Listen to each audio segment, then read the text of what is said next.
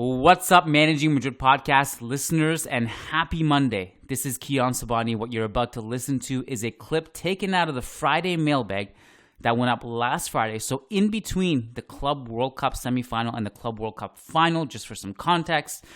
And the question that came in through our Discord, this specific clip, is about Castilla players and our priority in scouting players from South America, and whether or not we should be prioritizing developing our own players instead of spending money on kids from Brazil. So that opened up an interesting discussion between Lucas Navarrete and I, and we went through that. And just as a reminder, if you want access to the weekly mailbag, which happens over on patreon.com/managingmadrid, that's where you go. Every week we take in questions through Discord and Patreon, and only patrons can submit questions and listen to the podcast itself. That, as well as a new weekly Zoom call that we've just added recently. It's once a week now. So it's usually a post-game show. So this week we're going to hop on Zoom after the Elche game with our patrons and do the post-game podcast there. We do video breakdown. We do Q&A video. If you want access to all that, patreon.com/managingmadrid. Get in on that action. The family is growing and we want you to be a part of it.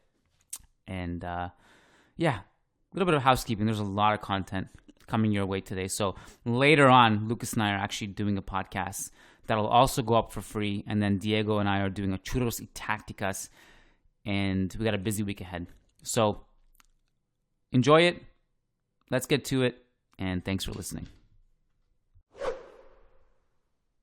We're going to start with a question from Sujai. And he says, "Hey guys, I hope you guys are doing well. Probably a repeat question here. But the club in recent years has focused on being economically stable, and Florentino has done a really good job overall. So I don't understand why we're willing to spend 40 million euros on some 19-year-old kid when we can give, say, Rafa Marin a fair chance to prove himself. I understand going for someone like Vinicius or Rodrigo or even Endrick makes sense commercially. But it's kind of getting annoying to a certain extent that we have no qualms in spending money and giving chances to kids from South America, but failing to give our own academy kids chances. I'm not saying every kid from Castilla is going to be a top-level talent and will be able to handle the pressure and prove himself, but the club just doesn't seem to have any interest in this."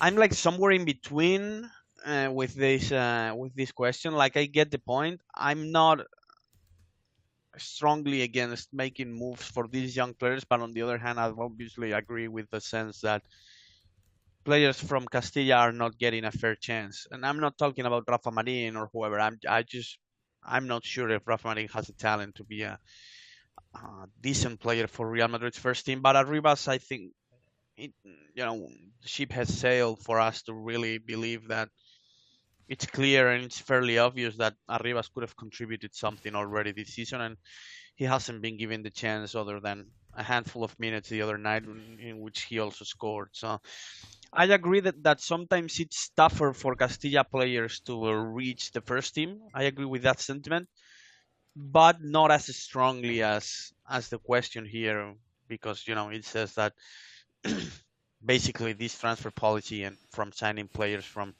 Brazil and all these places should be put aside in order to give young Castilla players a chance. I'm not sure I agree with that. I think that the Castilla talent pool might not be as deep for you to try to implement that strategy. But again, I agree with the sentiment that sometimes it's tougher for Castilla players to break into the first team than it is for other young players in other teams. I agree with Sujai's sentiment overall that, why are we prioritizing, in some cases, not every case, prioritizing these guys in Brazil over Castilla players. But I don't think it's black and white. So to me, I know it sounds like I have a huge Castilla agenda, and I kind of do. But at the same time, I have said many times in the past, sometimes we think these players are better than they are. For example, one thing that we have to remember is that a lot of these great Castilla players in the past, whether it be Butragueño, whether it be Raúl, whether it be Martin Vázquez or Sanchez coming up, or Casillas, Guti, these guys. Those guys don't grow on trees. They're generational and they're extremely, extremely, extremely great, but they also don't come around often. For every Raul, there's a Portillo, for example, who's like supposed to be great, but isn't as good as we thought he was. Or they're just good players, but not great players. There's I think a lot of players that come out of La Fábrica or Castilla in the past that are just very good La Liga players. Like, for example, Dani Parejo. And other players like Jose Callejon, very good players in world football and have a place somewhere. But maybe they would choose to be a starter in another team than be a player off the bench, for example. Because Parejo and Callejon are not going to start every game for Real Madrid. At the same time, I think it's proven that Vinicius and Rodrigo have justified the scouting and the effort and the time and the money that was spent on them. But there are other cases like that obviously will fail.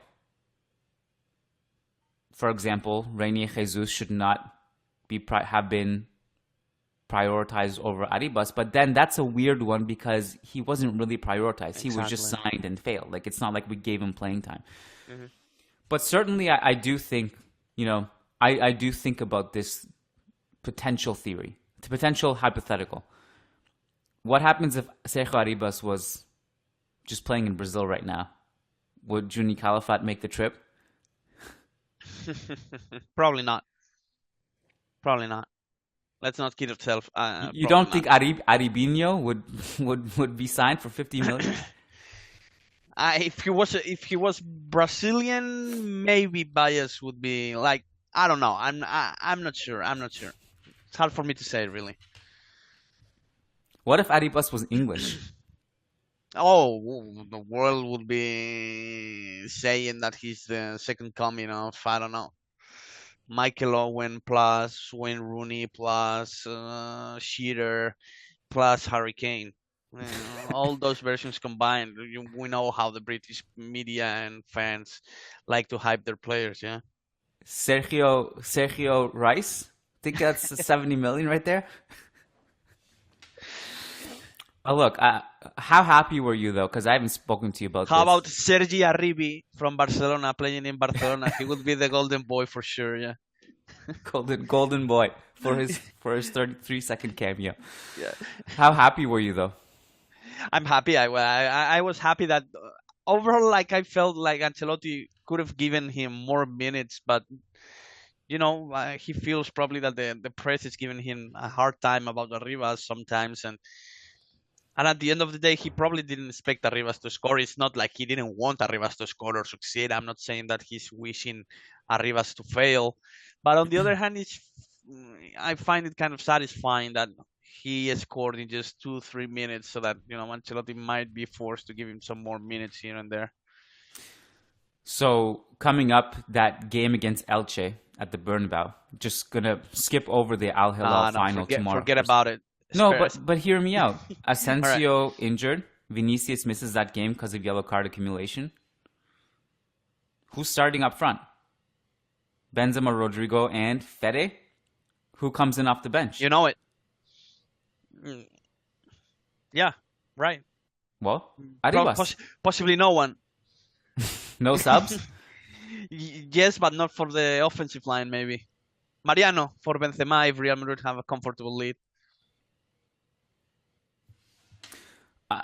Sample size is for me to be okay. To so you don't think that this has changed anything in Ancelotti's mind? Not really. Not really. I don't think so. You read the report. I'm not sure who published it. 2-3 weeks ago. I just don't know who published it. Saying that the club and Ancelotti wanted and expected Arribas to have a big role. Well, big, quote unquote big role after the World Cup, but he failed to impress in training. I don't know who published it. Either someone from Marca, someone from Relevo, someone kind of big and respected in the Spanish press. I read it somewhere saying that, hey, Arribas failed to impress in training, even though Ancelotti and Madrid kind of wanted him to earn some minutes after the break. I choose not to believe it because it would be a really disappointing calculation to take if you're Real Madrid, to not see his talent at Castilla and then watch him train a couple times and decide that that's it. He doesn't get another chance. But I'm glad he got in, because I honestly thought like when he was called up, he wouldn't get in. It was just something like a little nice reward that you give to like pretend that, you're developing these players, but you don't really play them, but say, oh, they're gaining experience being with the squad and making these trips. I thought it was just going to be something silly like that, but he played, and it's a great look. You have to respect the fact that in most cases, if Arribas makes a 30-second cameo, basically that's nothing. Like that doesn't mean anything. But he scored. And he took his chance with confidence, so all credit to him. Yeah, absolutely. And, the fact that, we got that video of the locker room and everyone congratulating Florentino coming there at the end of the video too to congratulate him. That's all beautiful stuff. So I just hope that these are, look, it's not an indication that he's just going to be a Real Madrid player now at the 18 level, obviously, but it's just little victories, little baby steps. Yeah. Then maybe this will just turn into gradual playing time. Then over time, like maybe over like the next few months, all of a sudden he's kind of earned himself like, I don't know, 100 minutes or something. And then that just turns into something next season. We'll see. Yeah.